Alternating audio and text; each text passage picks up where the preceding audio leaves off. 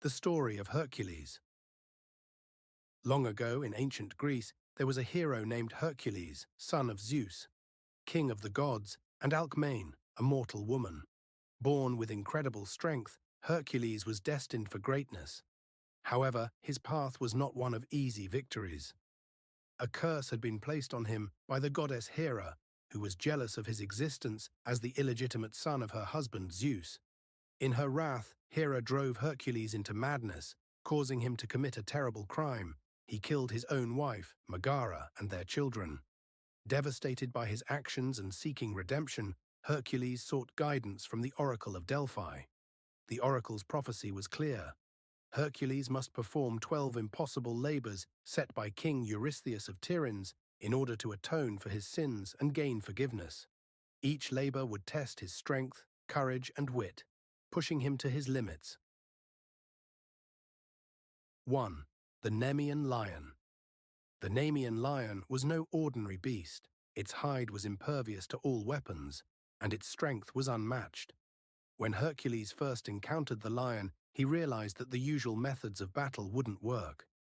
Instead of fighting with a sword or spear, he relied on his unparalleled strength.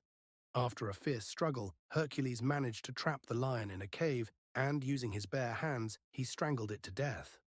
The lion's hide became his shield and symbol of invulnerability, an armor that could protect him from even the deadliest of attacks. 2. The Lernaean Hydra. The Hydra was a serpent-like creature that dwelled in the swamps of Lerna. Its many heads, the number varied by version, would regenerate if severed, each new head growing twice as many. Hercules faced this monster with both strategy and strength. As he cut off one head, 2 more grew in its place. Realizing the need for teamwork, his nephew Iolaus cauterized the stumps with a torch to stop the regrowth. After cutting off the Hydra's immortal head, which was said to be at the center of its body, Hercules buried it under a heavy rock, ensuring the monster could never return. 3. The Ceryneian Hind. This was no ordinary deer. The Ceryneian hind, a sacred creature to the goddess Artemis, possessed golden antlers and could outrun any man. Hercules was instructed to capture the creature alive, a seemingly impossible feat given its speed and divinity. For an entire year, he chased the hind through forests and mountains. Eventually, Hercules managed to catch the hind, but Artemis, angered by the capture of her sacred animal, confronted him. However, Hercules explained his task and was able to bring the deer back to Eurystheus without harming it, though he had to deal with Artemis's wrath in the process. 4. The Erymanthian Boar. The boar of Mount Erymanthos was enormous, with tusks that could shred trees and a temper that could level forests. Hercules was instructed to capture it alive, which seemed near impossible. The boar ravaged the countryside, and Hercules, using his immense strength, managed to chase it into the deep snow. There the boar was trapped, and Hercules bound it with ropes and brought it back to Eurystheus. The king, terrified of the creature, was so frightened he hid in a large jar to escape its presence. 5. The Augean Stables. King Augeas owned a massive herd of cattle, and his stables had not been cleaned in years. The task seemed impossible to Hercules, to clean the stables in a single day. But Hercules used his intellect and devised a brilliant solution. He diverted the courses of the Alpheus and Peneus rivers to flood the stables and wash away the filth.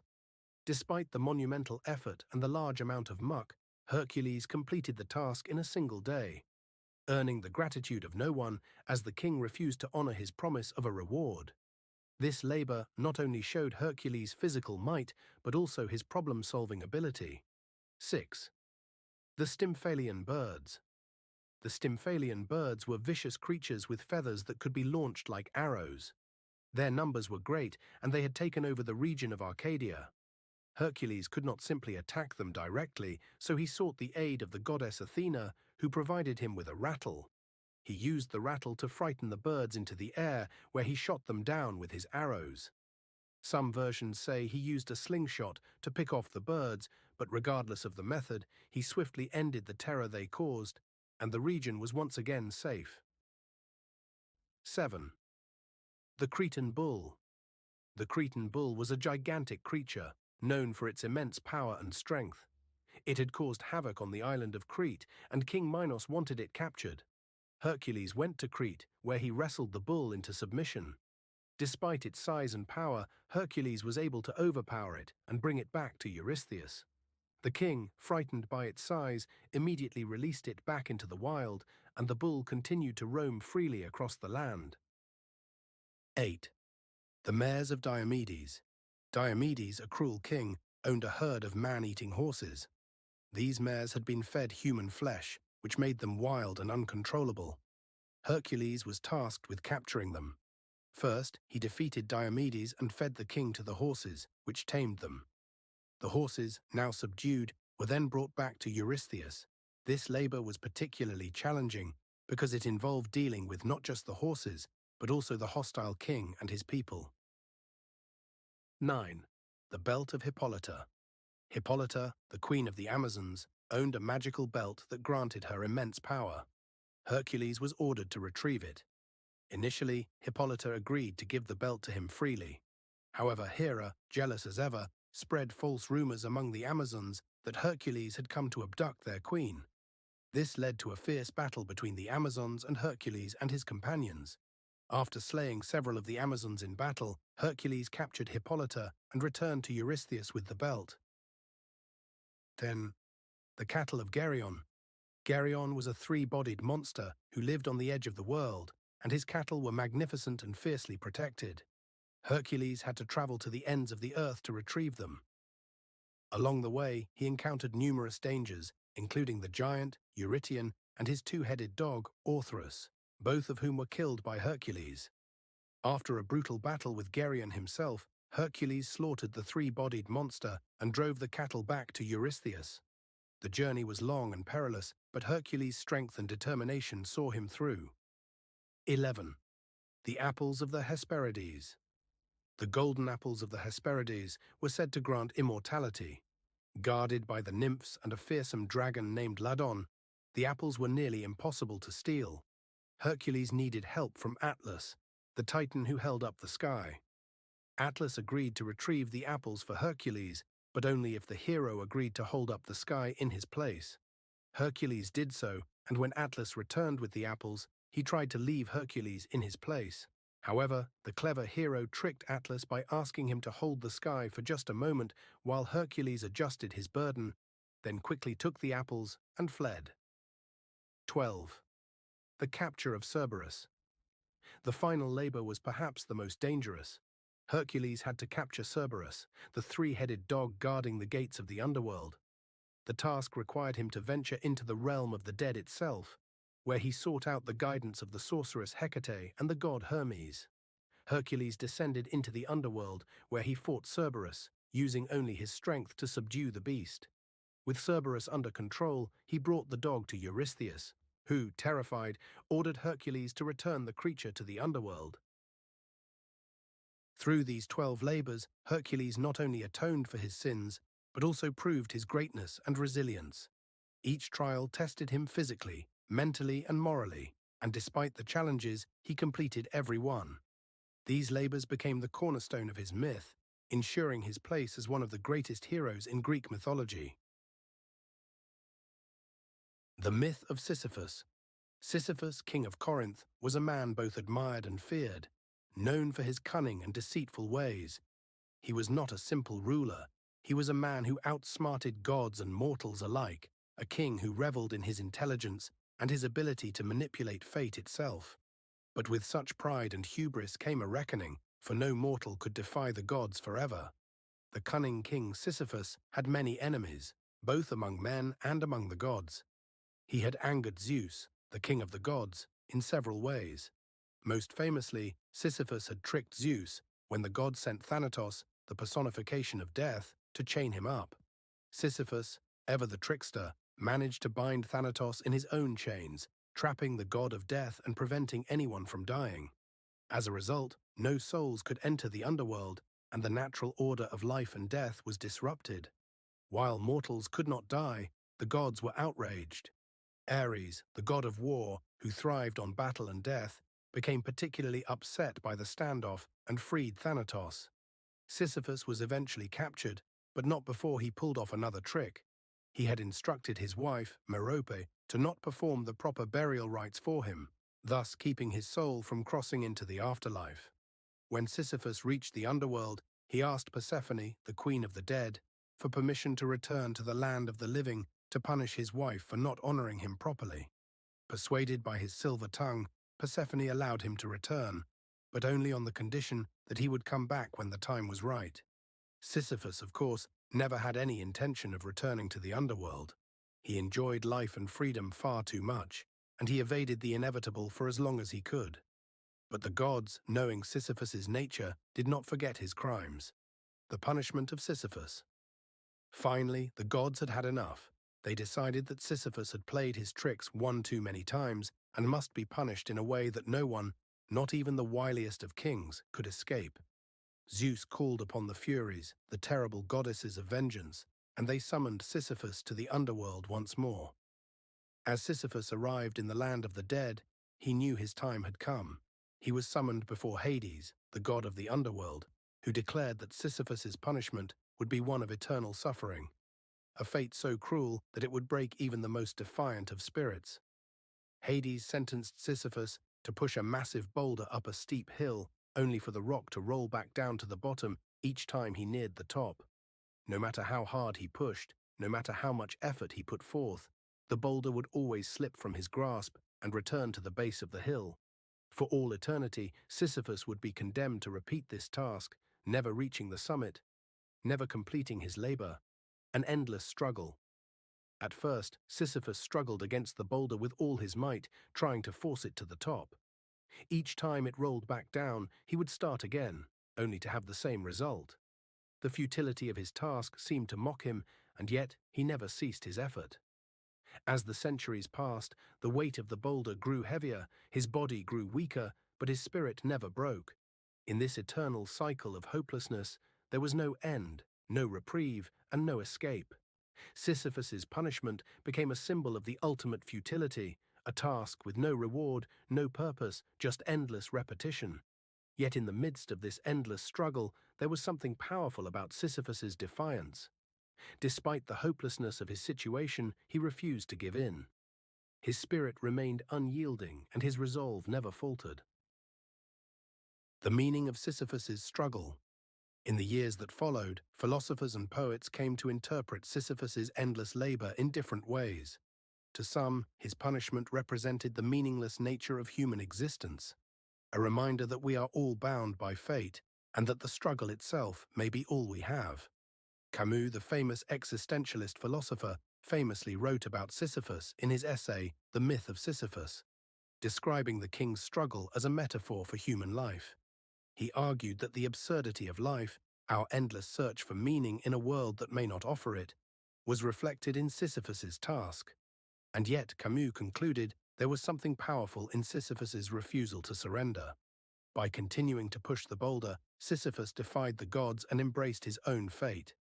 Sisyphus's tale has since become a symbol of perseverance against all odds, a reminder that the struggle itself, no matter how futile it may seem, can have meaning.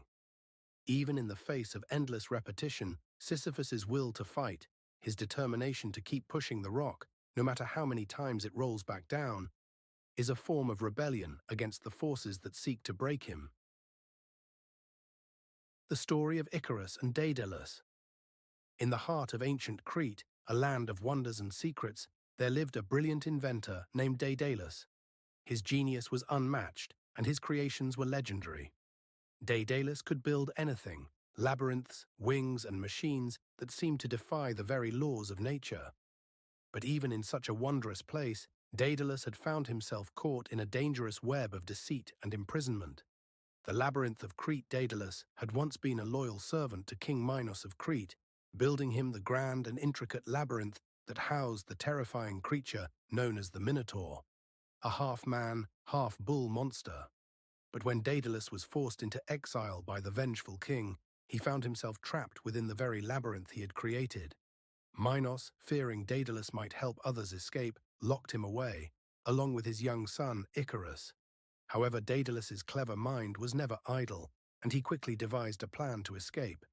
There was no way out through the labyrinth's twisting passages, so Daedalus turned to the skies. He decided to build wings, wings that would allow him and Icarus to fly away from their prison and escape the king's wrath.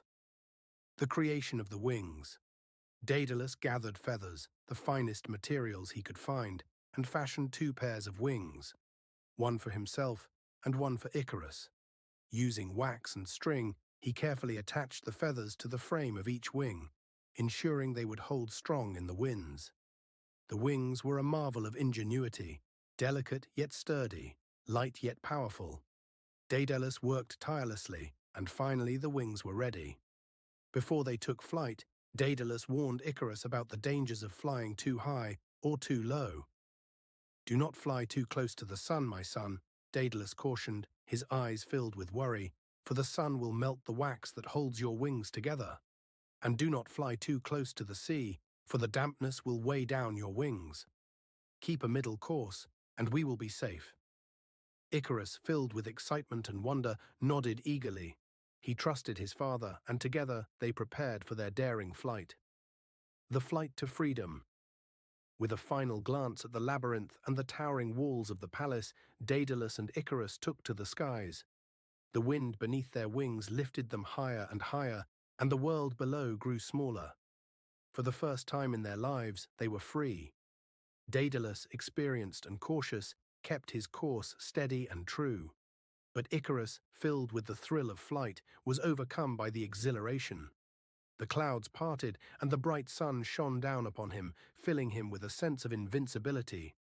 With a joyful laugh, Icarus soared higher, ignoring his father's warnings. "Father, look at me! I am flying higher than you!" Icarus shouted, his voice full of excitement. Daedalus called out to him, his voice growing more desperate. "Icarus, lower your flight. The sun will melt your wings if you go too high." But Icarus was drunk on the freedom of the skies. He rose even higher, ignoring his father's pleas. The sun blazed fiercely, its heat growing stronger with every passing moment. As Icarus flew closer and closer to the sun, the wax that held his wings together began to soften, then melt. Slowly, the feathers began to fall away, one by one, until all that remained was the frame of his wings, useless and broken. The fall of Icarus. Suddenly, Icarus felt his body grow heavy. His wings no longer supported him. Panicked, he flapped his arms in a futile attempt to stay aloft, but it was too late. With a terrible cry, Icarus plunged downward, his body spiraling toward the sea below. Daedalus, helpless from above, watched in horror as his son fell from the sky. Icarus's body hit the water with a great splash, and the sea, now named the Icarian Sea, became his final resting place. Daedalus, heartbroken and filled with grief, hovered in the air for a moment longer before slowly descending to the shore. He searched for his son's body, but the waves had carried it away, and all that remained was the faint memory of his son's laughter and the image of his wings, broken and scattered across the sea. Daedalus, devastated by the loss of his son, made his way to the land of Sicily, where he would live the rest of his days in mourning. The memory of Icarus, however, would live on in the hearts of men as a cautionary tale, a story of the dangers of hubris, of defying limits, and of the cost of unchecked ambition. The myth of Icarus has endured through the ages, symbolizing the boundless desire to reach greater heights and the tragic consequences of overreaching. It speaks to the youthful yearning for freedom and glory, and the lessons learned from pushing too far beyond one's means. Daedalus, though wise and ingenious, would never forget the cost of that flight.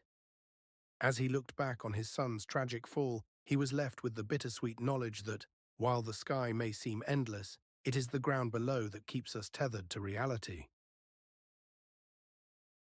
The story of Theseus and the Minotaur. In the grand city of Athens, there was once a king named Aegeus, a ruler known for his wisdom and strength, yet even he could not avoid the shadows of grief and fear that haunted his reign. For there was a terrible, monstrous creature living far away, in the heart of the island of Crete, the Minotaur. The Minotaur's birth. The Minotaur was born of a curse, a punishment brought upon King Minos of Crete by the gods.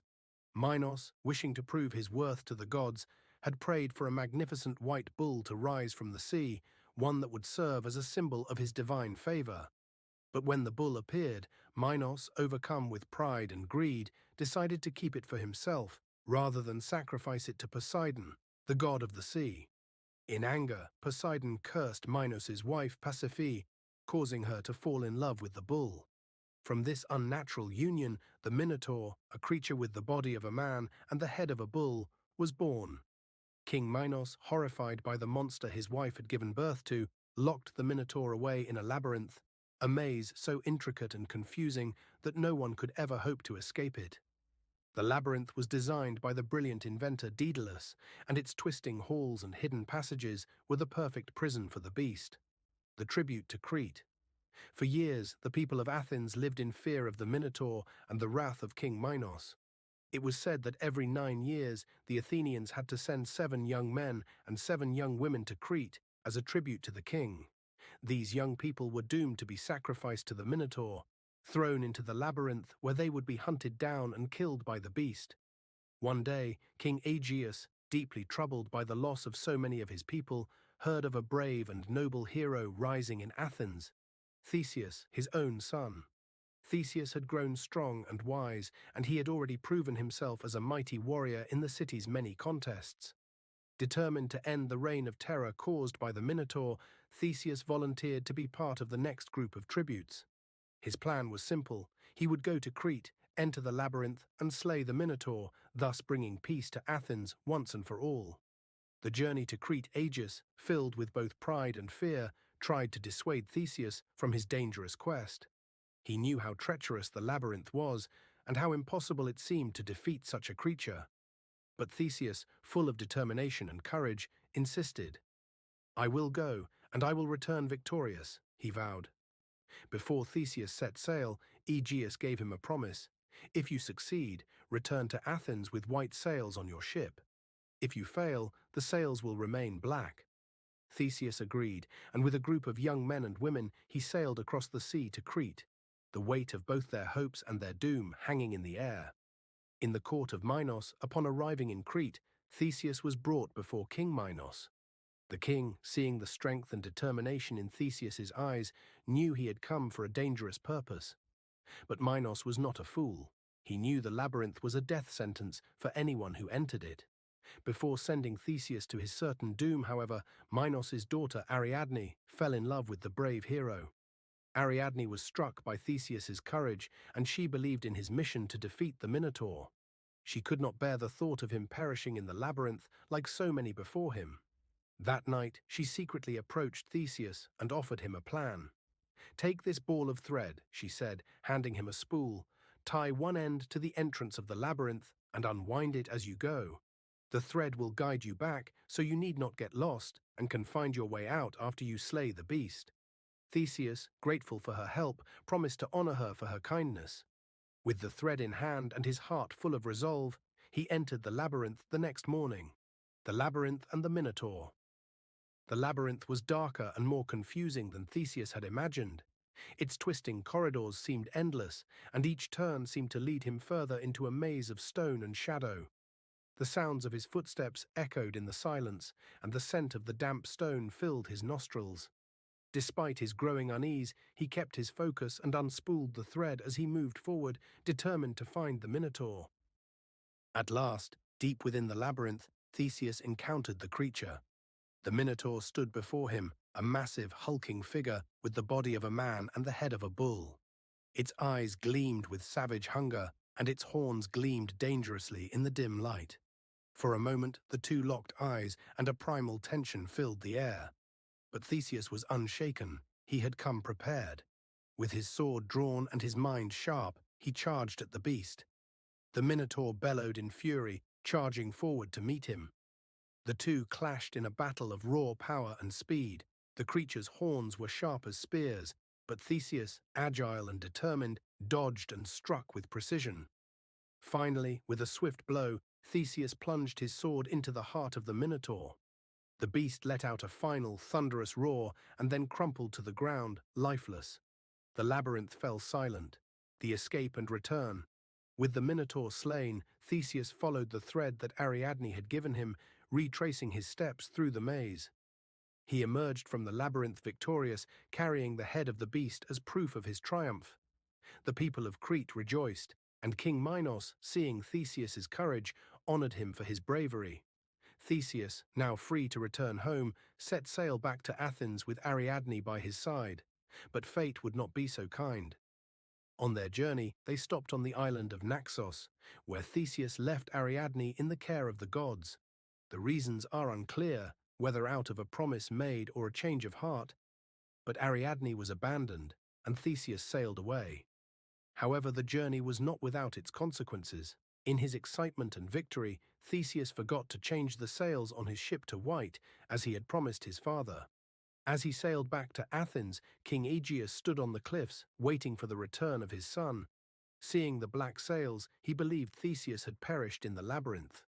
Overcome with grief, King Aegeus threw himself into the sea, ending his life. Thus the sea was named after him, the Aegean Sea, and Theseus returned to Athens, now king, but forever marked by the sorrow of his father's death. The legacy of Theseus.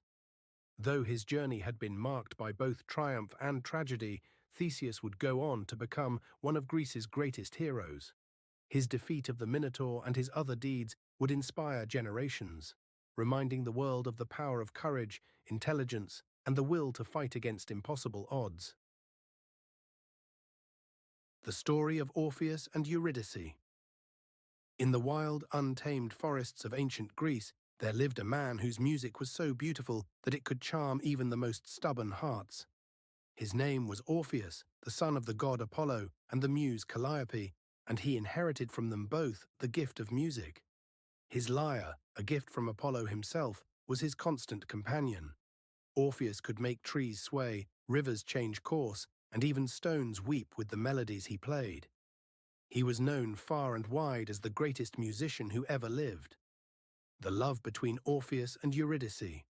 But despite all the wonders of the world, Orpheus had only one true love, Eurydice, a beautiful nymph with golden hair and a spirit as free as the wind. They were deeply in love, their bond unbreakable, as though they were two souls meant to be together for all eternity.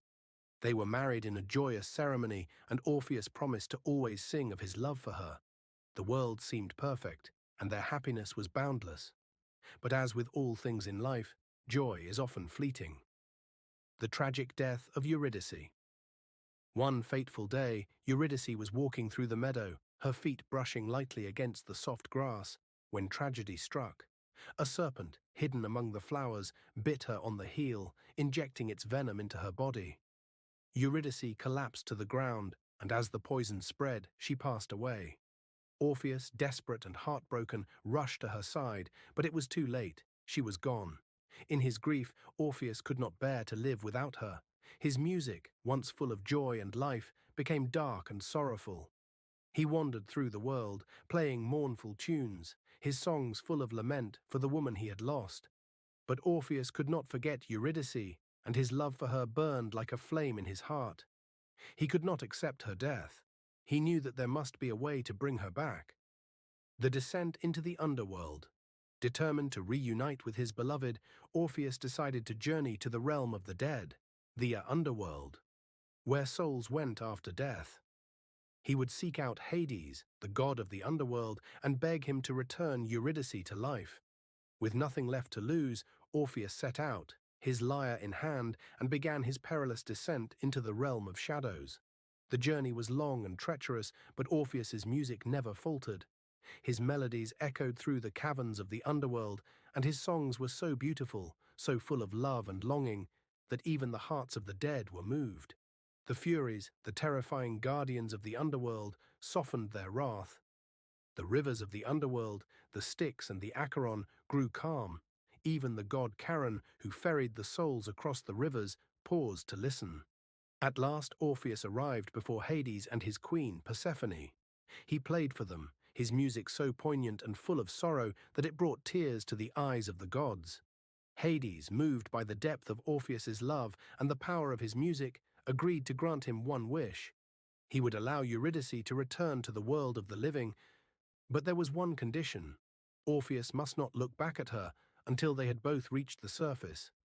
If he did, Eurydice would be lost to him forever.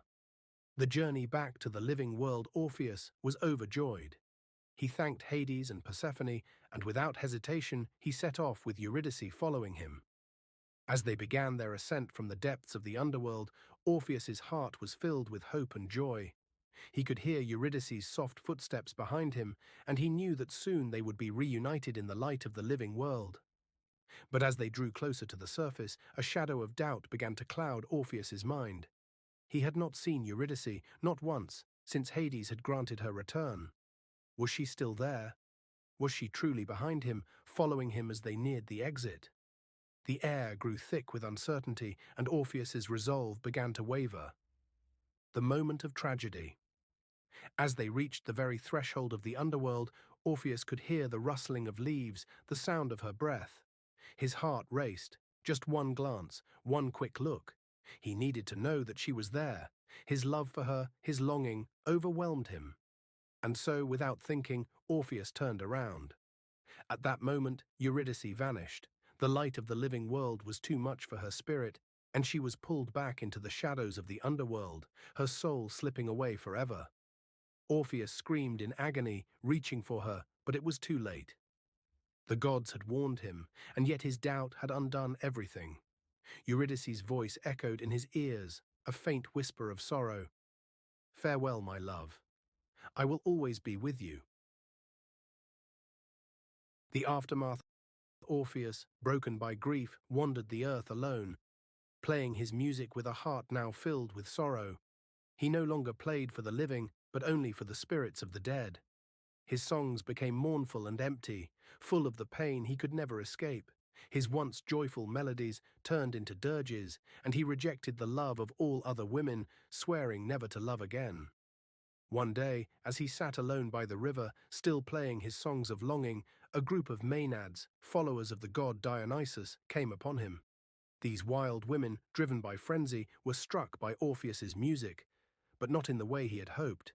They were angered by his refusal to honor love in any form, and in their madness they tore him apart, casting his head and lyre into the river.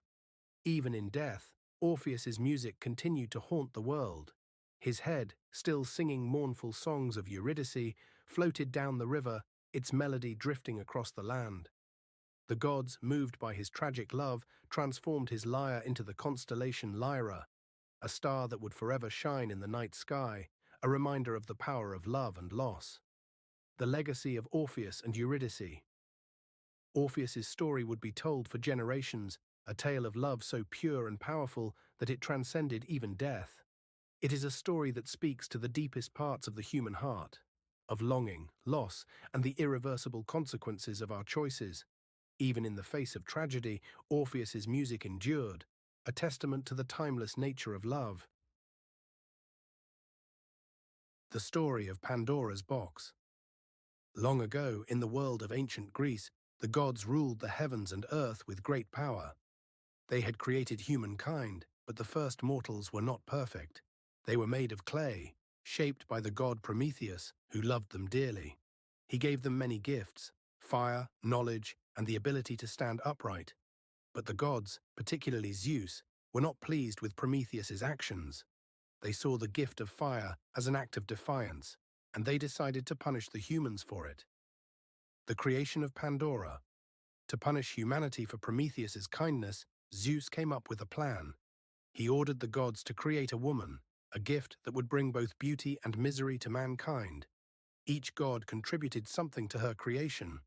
Athena bestowed upon her wisdom and grace. Aphrodite gave her beauty that could turn the heads of any man. Hermes gave her a curious and cunning mind.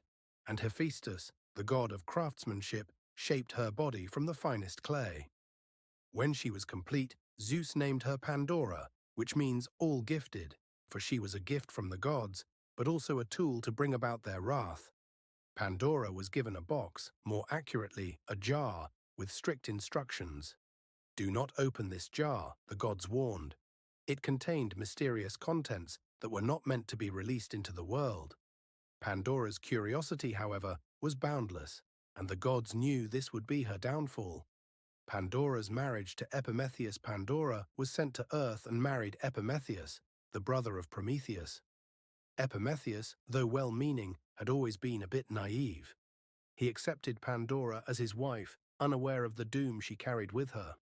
For a time, Pandora lived happily with Epimetheus, and her beauty and charm made her beloved by those around her. Yet the box remained a constant temptation.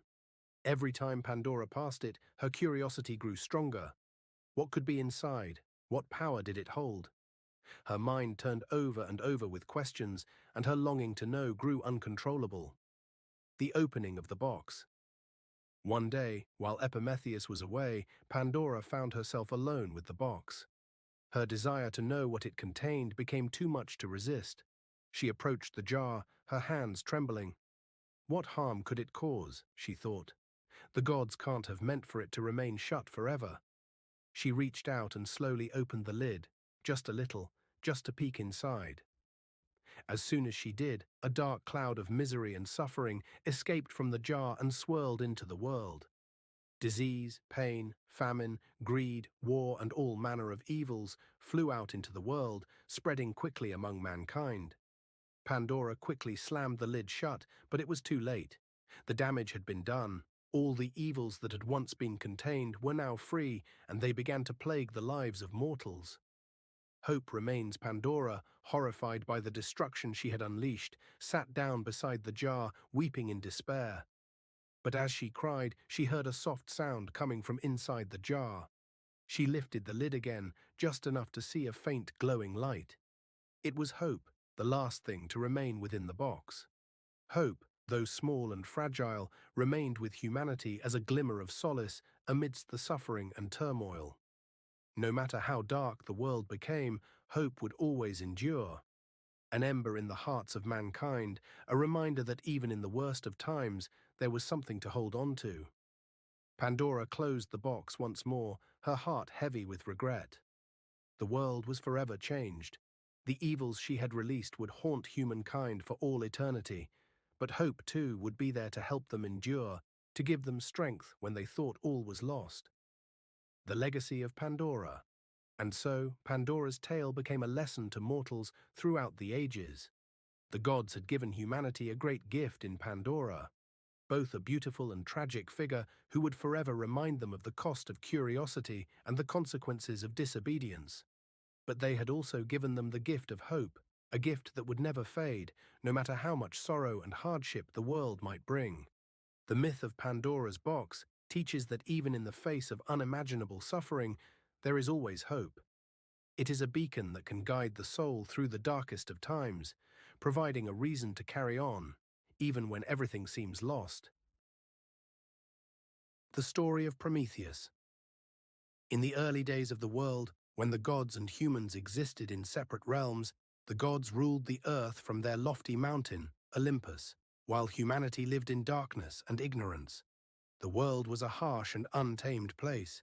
Humans, though capable of great potential, lacked the wisdom and tools to survive. They lived in caves, shivering from the cold, unable to cultivate the land, make fire, or harness the earth's resources. The gods, in their divine wisdom, watched from above, but they did little to ease the suffering of mankind. Zeus, the king of the gods, saw humans as little more than playthings, creatures to be controlled, used, and sometimes punished. It was in this cruel, bleak world that Prometheus, the Titan god of foresight, made his decision. Prometheus's love for humanity. Prometheus, unlike his fellow Titans, had great compassion for humanity. He saw in them the seeds of greatness, and he was moved by their suffering. He knew that for humanity to rise above their primal state, they needed a gift, something that would spark their potential, something that would allow them to flourish. So Prometheus did something the gods had never imagined. He stole fire from the gods. The theft of fire. One night, under the cover of darkness, Prometheus ventured up to Mount Olympus, home of the gods. There, amidst the splendor of the divine, the gods kept fire, safely locked away in a golden vessel. Fire was a sacred gift, something that only the gods had the right to wield. To steal it would be an unimaginable crime, a direct defiance of Zeus himself. But Prometheus, determined to help humankind, was undeterred. He took a flame from the hearth of Hephaestus, the god of fire and craftsmanship, and hid it within a hollowed-out fennel stalk, a simple plant that could carry the flame safely without it going out. With the fire hidden in his grasp, Prometheus descended back to Earth, bringing the flame to humanity. When he arrived, the humans were in awe. The moment the fire was revealed to them, their world was transformed. They could cook food, stay warm in the cold, light the darkness of night, and forge tools from metal. It was through the gift of fire that civilization began to take root. But Prometheus knew that this gift would come at a great cost. Zeus's wrath. When Zeus learned of Prometheus's theft, he was enraged. The gods had kept fire from humans for a reason, believing that it was too powerful, too dangerous for mere mortals. How dare Prometheus defy him? How dare he give them something that could challenge the gods' dominion? In his fury, Zeus summoned Prometheus to Mount Olympus. There he confronted the Titan, his voice booming like thunder. "You have stolen from me the most sacred of gifts, Prometheus," Zeus said. "For this, you will be punished." Zeus had no intention of killing Prometheus. He knew that Prometheus was too clever, too valuable in his own way. Instead, he decided to punish him in a way that would make him suffer for all eternity. Prometheus's punishment. Zeus ordered that Prometheus be bound to a rock on the slopes of Mount Caucasus, a desolate, remote place far from the reach of civilization. There, Prometheus was chained to a giant boulder, his body bound by unbreakable chains, unable to escape. Each day, an eagle, sent by Zeus, would come to feast on Prometheus's liver. Since Prometheus was immortal, his liver would regenerate every night, only to be eaten again the next day. This endless cycle of torment would continue forever, a punishment designed to break the Titan's spirit. The gift of fire and the spark of hope. Though Prometheus was in constant pain, he never regretted his decision to give fire to humanity. He had seen the potential of humankind, and he knew that with fire they could create, discover, and advance beyond their wildest dreams. Prometheus understood that suffering was a part of life, but he also knew that fire, the spark of knowledge, innovation, and progress, was the key to overcoming that suffering. For centuries, Prometheus endured his torment. He was alone, isolated, and in agony, yet he never lost hope in humanity's potential. He watched from his prison as human civilization grew. Humans learned to build cities, form societies, and craft incredible works of art and technology. Fire had unlocked their potential, and Prometheus's gift lived on in the hearts and minds of humankind. The liberation of Prometheus. Prometheus's punishment seemed endless, but he was not forgotten. One day, a hero named Heracles, known to the Romans as Hercules, came to Mount Caucasus on one of his many labors. Heracles, the mighty son of Zeus, had heard of Prometheus's plight and sought to free him. With great strength, Heracles confronted the eagle that tormented Prometheus. He slew the bird with a single powerful blow, and with that he shattered the chains that bound the Titan to the rock. Prometheus was free at last. Zeus, though displeased by Heracles' intervention, relented and allowed Prometheus to go free. But there was one condition. Prometheus would no longer be immortal. He had earned his freedom, but as part of the bargain, Prometheus would face the inevitability of death. The legacy of Prometheus had given humanity the gift of fire, but more than that, he had given them the gift of hope, creativity, and progress. Though he had suffered greatly for his actions, his gift allowed humans to rise above their primitive beginnings and build a world of culture, art, and civilization. Prometheus became a symbol of sacrifice, foresight, and the unyielding spirit to improve the world. The gods may have tried to punish him, but in the end, they could not undo what he had done. Prometheus, the Titan who defied Zeus, would forever be remembered not only as a symbol of rebellion, but also as a harbinger of progress, the one who gave mankind the means to challenge the gods and shape their own destiny. The Odyssey of Odysseus. Many years had passed since the Great War of Troy, and among the thousands of warriors who fought in that legendary conflict, one name stood out above the rest: Odysseus, king of Ithaca. Known for his cunning, bravery, and wisdom, Odysseus had played a pivotal role in the fall of Troy, notably with his brilliant idea to create the wooden Trojan horse. But even after the victory, the journey home would prove far more dangerous than he could ever have imagined.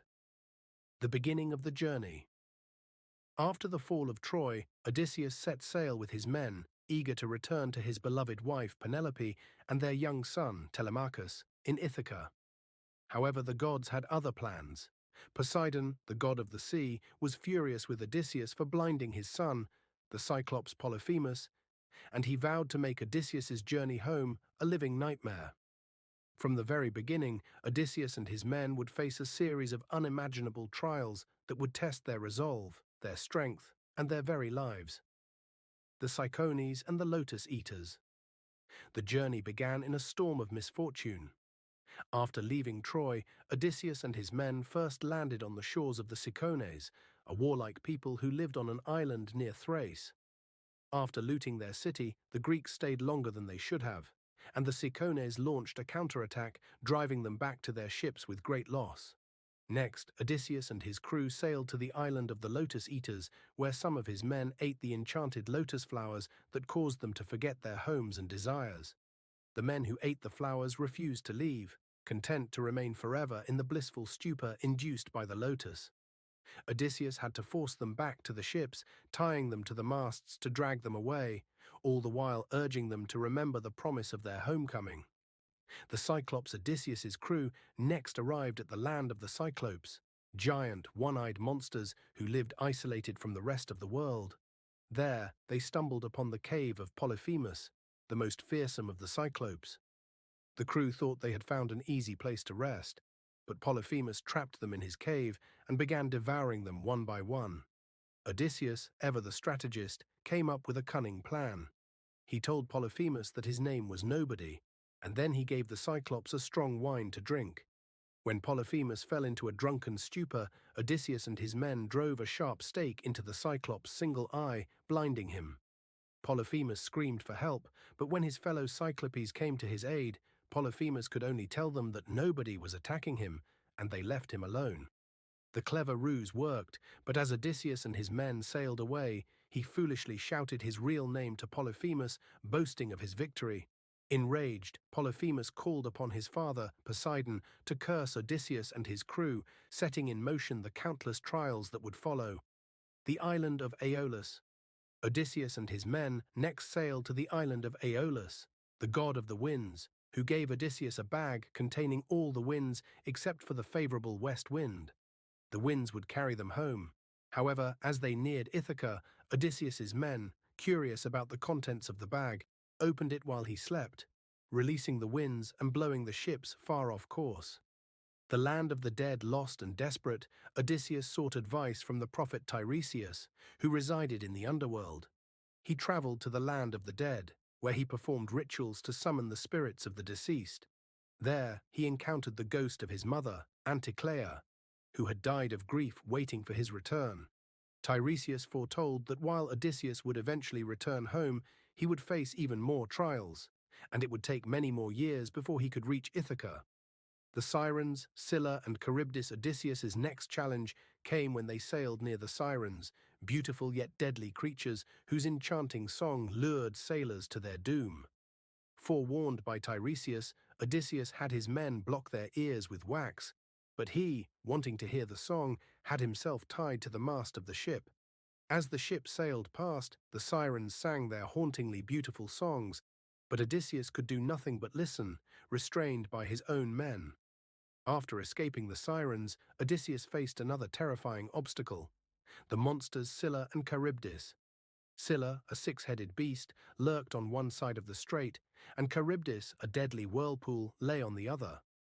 Odysseus was forced to sail closer to Scylla, sacrificing a few men to save the rest of the crew, as Charybdis would have swallowed them all.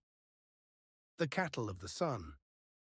God having made it past these dangers, Odysseus and his men landed on the island of the sun god, Helios, where they were warned not to eat the sacred cattle. Starving and desperate, the men disobeyed Odysseus's command and slaughtered the cattle for food. In anger, Helios demanded retribution, and Zeus, obeying the will of the gods, struck their ship with a thunderbolt, killing all of Odysseus's men. Odysseus was left alone, drifting at sea, Calypso, and returned to Ithaca. Odysseus was eventually washed ashore on the island of Ogygia, where the nymph Calypso found him. She took care of him and kept him on her island for many years, even offering to make him immortal if he would stay with her forever. But Odysseus longed for his home and family, and after years of persuasion, the gods intervened, ordering Calypso to let him go. Finally, after much hardship, Odysseus set sail once more, guided by the gods. He was shipwrecked once again, but this time he found refuge on the island of Phaeacia, where the king and queen helped him return home. The return to Ithaca.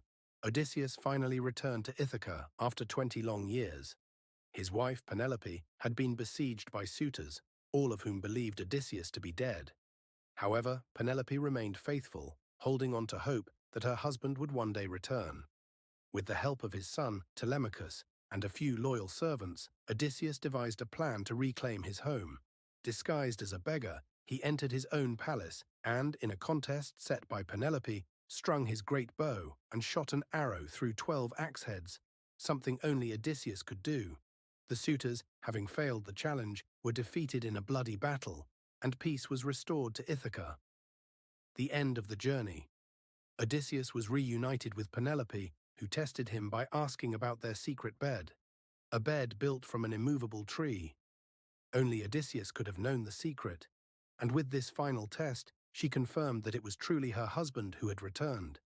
And so, after 20 years of wandering and suffering, Odysseus finally found peace at home, with his family, the journey of his life complete. The story of Arachne and Athena. Once, in the ancient land of Lydia, there lived a young woman named Arachne. She was a humble weaver, known far and wide for her extraordinary skill at spinning and weaving cloth. Arachne's tapestries were unlike any others, so beautiful and intricate that they seemed to come alive with color. People traveled from distant lands to watch her work, and soon she became famous. She was proud of her talent, and rightfully so. No one could match her skill, and she knew it. But as her fame spread, so did her pride. Arachne began to boast that no one could weave better than her, not even the goddess Athena, the very goddess of wisdom and crafts, who was said to be the patroness of weaving. In the halls of Olympus, Athena, who was also known for her exquisite weaving, heard of Arachne's arrogance. The goddess, although revered for her wisdom, was not one to tolerate such impudence. Disguised as an old woman, Athena went down to Lydia to confront Arachne and teach her a lesson. The challenge. When Athena arrived at Arachne's workshop, she found the young woman working on a tapestry. Athena approached her and said in a gentle yet firm voice, "You are skilled, child, but your pride has gone too far. It is one thing to be talented, but it is another to claim superiority over the gods. You should not boast that you are better than me." Arachne, hearing this, laughed in defiance. "I am not afraid of you, old woman. I challenge you to a contest. Let us both weave a tapestry, and may the gods themselves judge who the true master of weaving is." Athena, seeing the fire in Arachne's eyes, agreed to the challenge. "Very well," she said, "we shall weave, and let the winner's work stand as a testament to their skill. But beware, for if you lose, you will face a punishment." The weaving contest. The two set up their looms side by side. Athena, with all her divine wisdom, began to weave a magnificent tapestry. She chose a scene from the myths of the gods, one that portrayed the greatness of Olympus, with the gods and goddesses seated in their majesty, shining with their divine radiance. Athena's tapestry was flawless, each thread laid with precision, every color perfect. Arachne, however, was undeterred. She wove with speed and skill, her hands moving swiftly. Her tapestry was also a scene from the gods, but it was a different kind of image, a daring depiction of the gods' flaws and imperfections. She wove scenes of the gods' misdeeds, their deceit, and their trickery. One part of her tapestry showed Zeus, disguised as a swan, seducing Leda.